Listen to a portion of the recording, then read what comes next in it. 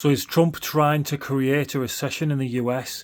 Now, there's lots of arguments to say that recessions are actually good for the economy, but generally they're a part of the natural cycle of ups and downs of the economy, and they do kind of reset it back from euphoria and basically it running away with itself.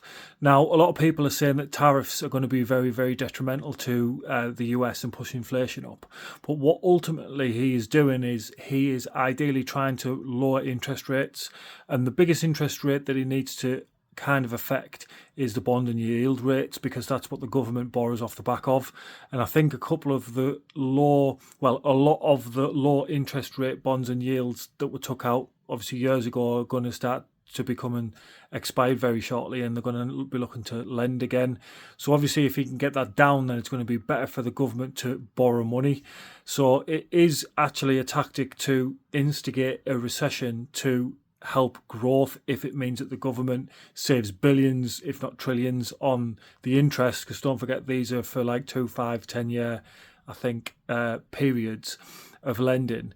It's going to save them trillions and billions over a long period of time. So is a recession on the way, and is that a good thing? I mean, looking at the stock market and the way it's sliding, very, very recent, China have already said that they're going to basically go with the trade war with the US, and they're going to have reciprocal tariffs on US goods.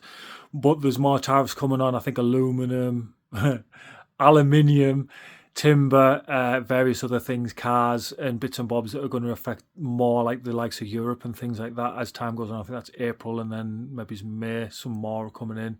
So as we go down the line, it's going to kind of have shockwaves and a bit of uncertainty on the US economy and the stock market, which is kind of going to play into the rule book of recession territory. So basically recession is negative growth for 2 consecutive quarters. So it's going to be interesting to see what goes on in there. Obviously there's going to be a lag in the initial, if companies do decide to move the building manufacturing plants to the US, there's going to be a lag in the time it takes for them to become operational, and prices are probably going to spike ever so slightly for maybe a year or two, depends how long these things take to build. So it's interesting to see if that's actually part of the plan.